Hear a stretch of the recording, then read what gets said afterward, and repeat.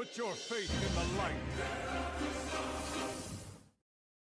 Hello guys, welcome to another one of my videos. This is Lightblade, and well, in this one I wanted to talk about the hero talents that were unveiled for us Retribution Paladins, the Herald of the Sun and the Templar. Both incredibly powerful. In this video I'll explain in what situations you would use these and how they work, at least on paper and for what I've read. Small disclaimer, this is all heavily subject to change since, well, this is a first view, you know. So with that being said, let's start with the video. Okay guys, let's talk about Herald of the Sun. I'm not gonna lie guys, I like this one more than I like Templar. Mostly because this is the build that I'm thinking that we're going to be using in Mythic Plus dungeons, you know, because this is the talent build that is focused on AoE damage. Not only any AoE damage, it's fully uncapped AoE damage, although reduced after 5 targets, but still is going to be hitting everything in a pack. So it also reminds me of an old playstyle that we had that I liked very much, which was either Sanctified Wrath or Light Stickery, you know. You can see here, you can see on your screen, whenever you use the Divine Storm, or whenever you use a Holy Power Spender and you had wings up, you exploded in holy damage. It was really fun, and I think Herald of the Sun just captures that class fantasy back to Retribution Paladins. So let's talk about Sunspot. Basically, whenever you throw a Wake of Ashes, your next 2 Holy Power spending abilities will create a Sunspot on your target, dealing radiant damage over 8 seconds. 10% of that damage will also be dealt to anything around that target, reduced beyond 5 targets. That means that this ability is fully uncapped AoE. That last part is really important because, well, it does reduce damage, but it's going to hit everything. It also says that your next 2 Holy Power spending abilities will create a sunspot on your target. That means that you can tap target to something else, leave one sunspot there, and then leave one another target, and those 2 sunspots will be radiating damage and just AoEing down everything that's nearby, you know. So that makes it incredibly powerful to deal with those fortified dungeons, like I said at the start of the video. Now let's go to the next row. Okay, on the next row we have our first choice node, which is Morningstar versus Gleaming Rays. So Morningstar has a really cool name. It's a reference to Lucifer, the devil, you know? So nice reference there. So every 5 seconds, your next sunspot damage or healing is increased by 5%, stacking up to 10 times, which means this probably is going to get consumed whenever you use a sunspot, you know, and give that 50% extra damage. Morningstar stacks twice as fast while out of combat. So this reminds me of a talent that we currently have in the Retribution side of our talents, and it's this one on your screen. You can see Inquisition. You stack your Divine Storm damage and it does big AoE, you know.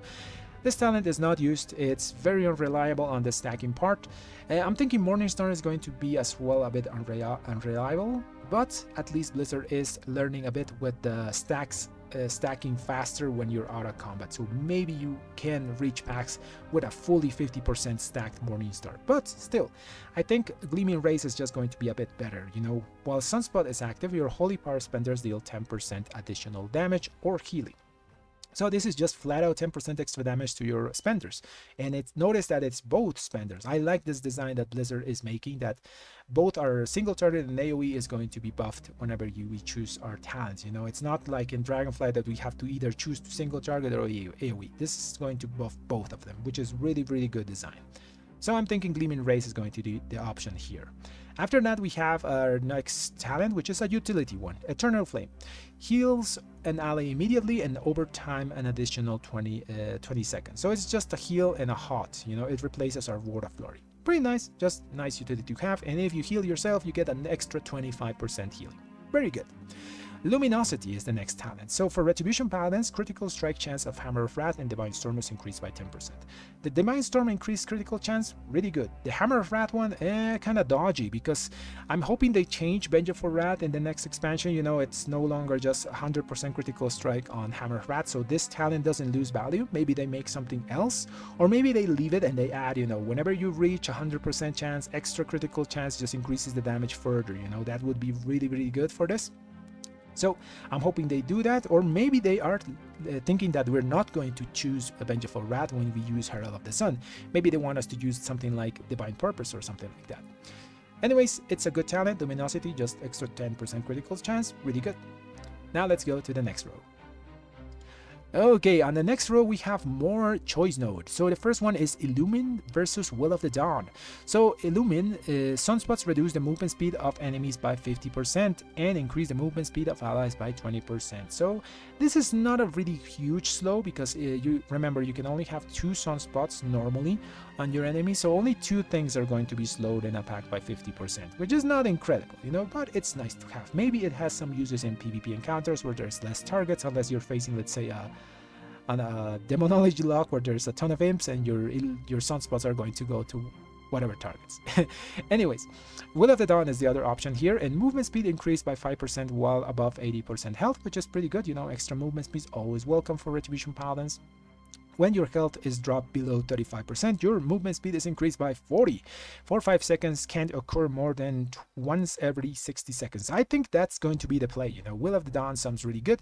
It's good. It has a passive component that's working almost all the time while you are 80% or healthy.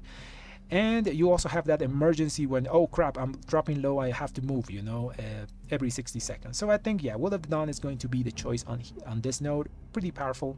Next mobility is good for us. Next up, we have another node. It's Eternal Sun versus Lingering Radiance. So Eternal Sun just increases the duration of our sunspots by 2 seconds. And if you put Eternal Flame on someone, that's the hot healing, it increased by 3 seconds. Pretty simple. Lingering Radiance is...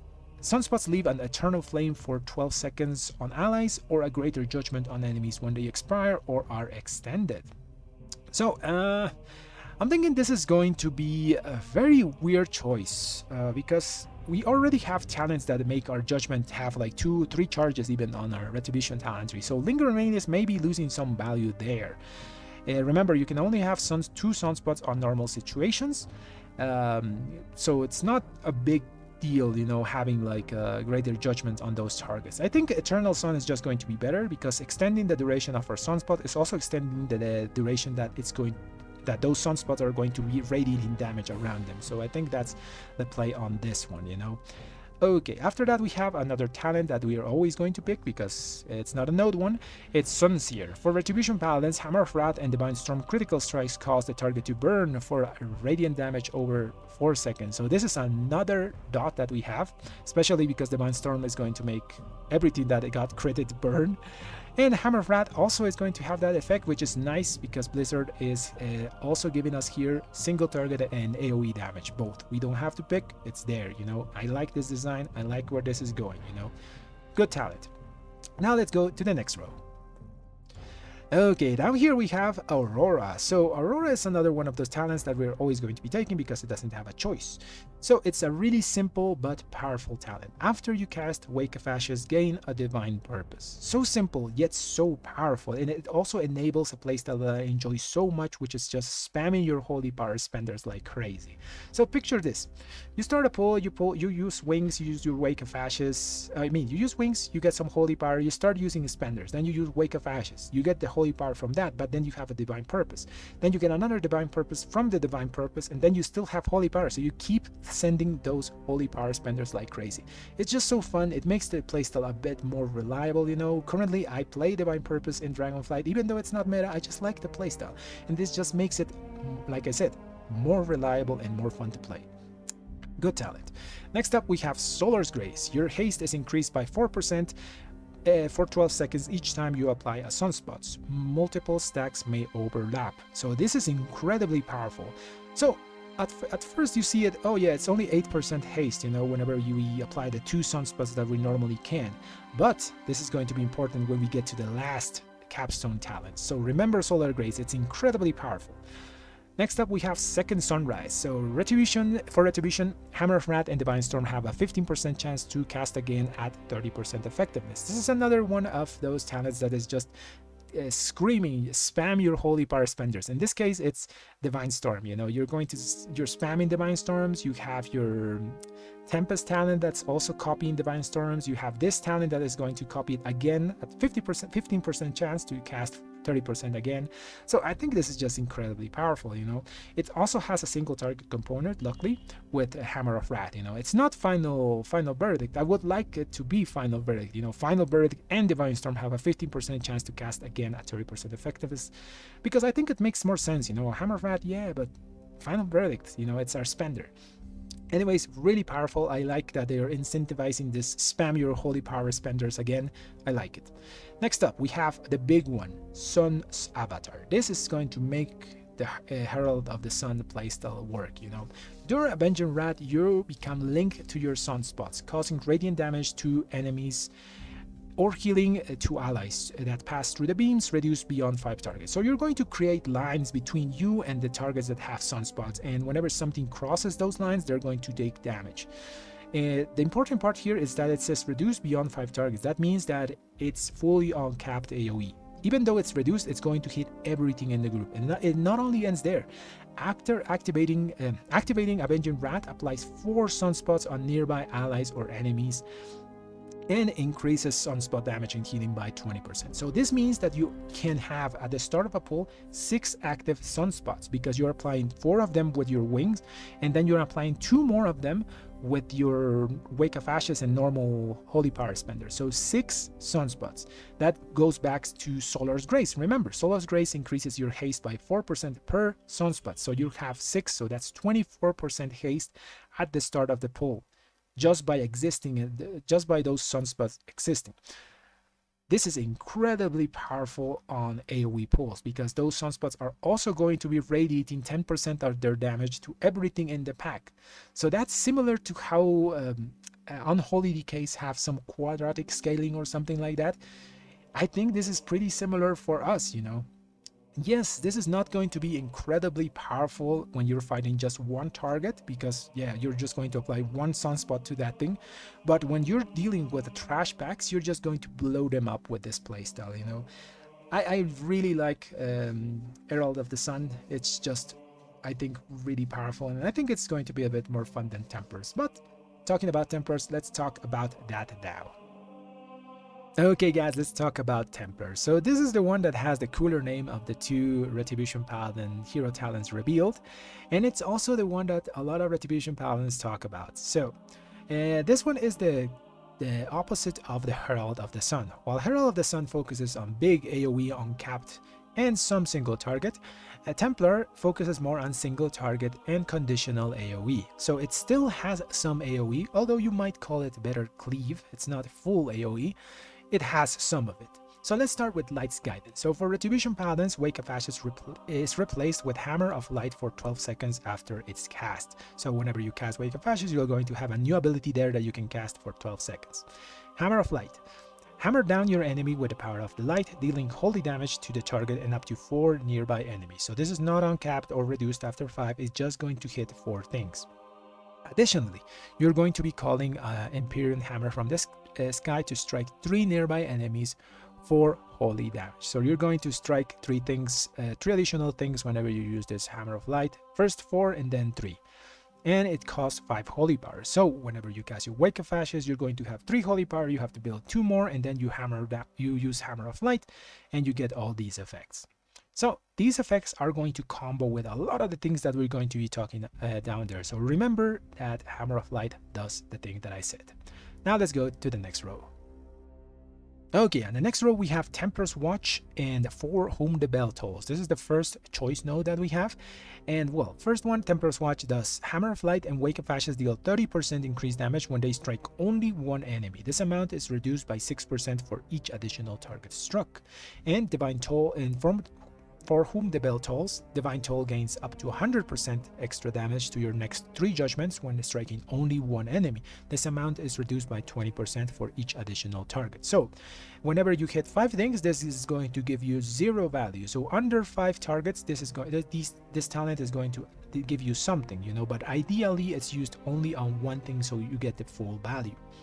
As you can see, the Templar's hero talents are already telling us this is the cleave build, cleave single target build. We are not going to do massive AoE, but we are going to focus on killing priority stuff, and that's what these talents are showing us. Next up we have Shake the Heavens. After casting Hammer of Light, you call down an Empyrean Hammer on a nearby target every 2 seconds for 8 seconds. So you're just going to do some small strikes on your enemies every 2 seconds. So you're going to throw 4 of these, 4 Empyrean Hammers after you throw your Hammer of Light. Pretty nice, just extra damage there. Empyrean Hammer, this is the thing that starts the combo and gives us our conditional AoE. When Imperial Hammer critically strikes, 60% of the damage is dealt to nearby enemies.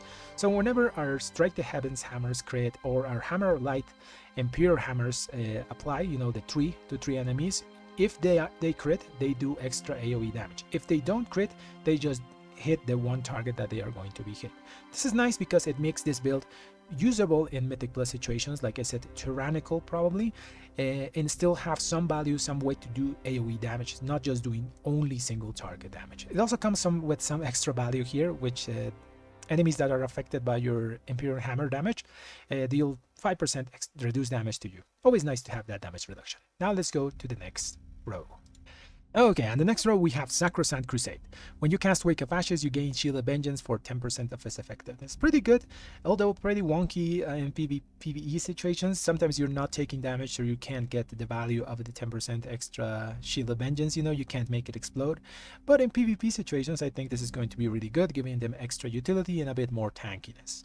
Like I said, PvE, maybe if there's a puddle, you know, a fire under you and you can just sit in there, make the shield explode, get some value from it. But if that doesn't happen, it's still just some nice utility. Higher Calling. So this Higher Calling is the engine of this whole build. It makes all the moving parts work because Crusader Strike, Hammer of Wrath, and Blade of Justice extend the duration of Shake the Heavens by 1 second. Shake the Heavens, as we saw before, is this part here that whenever we use our Hammer of Light, we call an Imperial Hammer on a target every 2 seconds for 8 seconds. So with Higher Calling, we can maintain that for longer and we can get more of those Imperial Hammers. Imperial Hammers are the things that are going to make other things happen. You know, when a Imperial Hammer hits a target, something else is going to happen and you're going to get another beneficial effect. So like I said, this is the engine that makes the build work. On top of that, more Imperial Hammers that drop means that they are going to have a higher chance to critically strike and do some cleave damage on our targets. So the conditional AoE of this build it gets better if Higher Calling is maintained. You know, at lower levels of haste at the start of the expansion, I don't think we can permanently maintain Shake the Heavens with Higher Calling, but as the expansion goes on, we probably can just keep it permanently on something, you know, on any target, and we get the benefits of this whole build more often. Now let's go to the next one. Bonds of Fellowship. So you receive 20% less damage from Blessing of Sacrifice, and each time it takes damage, you gain 4% movement speed up to 40%. It's pretty simple. So you put it on a tank, you get 40% movement speed because tanks get hit a lot. Pretty powerful, you know. The other option is Unrelenting Charger. It's not bad. Divine Steed lasts 2 seconds longer, and it increases your movement speed by an additional 30% for the first seconds. This is really good because sometimes in PvE situations you want to get the hell out of one place with your horse, so the extra 30% movement speed can save your life. In PvP situations, this can also be useful. Let's say you put yourself freedom, you use horse, and then they dispel your freedom, but at least you moved a bit faster with that 30%, you know, for the first 3 seconds until they dispel your freedom. You know, it has some utility. Now let's go to the next row. Okay, on the next row we have Endless Wrath and Sanctification. So Endless Wrath is calling down an Imperial Hammer has a 10% chance to reset the cooldown of Hammer of Wrath and make it usable on any target regardless of their health. Like I said before, those Imperial Hammers that we drop either from the first hit of Hammer of Light, the Shake the Heavens periodic hammers, are going to make this Endless Wrath have higher chances of resetting the cooldown of Hammer of Wrath. Hammer of Wrath is mostly just a single target hit ability, so when you choose Endless Wrath on this node, it's going to be for a single target encounter. So I'm thinking that's going to be used on bosses, all those kinds of things, you know. But in Mythic Plus, you are going to probably go with Sanctification, because Sanctification does the following. Casting Judgment increases the damage of Imperial Hammer by 10% for 10 seconds. Multiple applications may overlap. So picture this. You put your first, let's say, Hammer of Light, you put your first Imperial Hammer on a target, and then you throw your Judgment. After that, you throw your Judgment, the Imperial Hammer gets 10% extra damage. You throw Divine Toll, that increases 10% more damage. You throw the Divine Resonance from the Divine Toll, you get another 10% extra damage. That's 30% extra damage that your Imperial Hammers are doing. Those Imperial Hammers in Mythic Plus have a chance to AoE if they critically strike, so you're getting Imperial Hammers that do 30% extra damage that can also cleave. So yeah, if you were going to do Mythic Plus, Sanctification I think is going to be the choice. For bosses, Endless Wrath is the way to go. Next up, we have Hammerfall. So Hammerfall is Templar's Verdict, and Divine Storm calls down an Imperial Hammer on a nearby enemy. While Shake the Heavens is active, this effect calls down an additional Imperial Hammer. So every time you Templar strike Templar's Verdict and Divine Storm, you call one extra Imperial Hammer. You know, you just drop it on something. That's going to also have a chance to reset your Endless Wrath in single target situations, or are getting the benefits from Sanctification extra damage. Not only that, if you have your Shake the Heavens active, so this thing is still going, you know, you can actually extend the duration of Shake the Heavens with higher calling. We can call 2 hammers instead of just one with our Templar's Verdict Divine Storms. The only thing is that these hammers, like I said, are conditional AoE damage. Sometimes they're not going to hit everything, sometimes they're going to only hit one thing if they don't crit. So this build has the potential to cleave, like I said, and single target, which is pretty good. You know, I like this Hammerfall thing. It makes a lot of the other things in this talent tree make sense. Now let's go to the next one. Undisputed Ruling. Hammer of Light applies judgment to its targets and increases your haste by 15% for 6 seconds. So this is basically every 30 seconds you get 15% extra haste for 6 seconds, because, well, the cooldown of Wake of Ashes is 30 seconds, and you're going to obviously use your Hammer of Light after that to get the extra bonus. The extra judgments are nice, but we already have some stuff in our talent tree that also applies extra judgments, you know, so maybe that part is wasted. We'll have to see, you know, but the 15% haste is really, really powerful. Now let's go to the last capstone talent. Okay guys, so this is the last talent. This is the one that's going to make the build work. You know, this is the big payout of all those Imperial Hammers that we're going to be throwing down. You gain a stack of Light's Labyrinths whenever you call down an Imperial Hammer. We all know we call Imperial Hammers from different sources. We call them from Strike the Heavens periodically. We throw 3 of them with Hammers of Light. We call some of them whenever we cast Templar Strikes and Divine Storms, and we call double of that whenever Shake the Heavens is on our target, whenever we have Shake the Heavens active.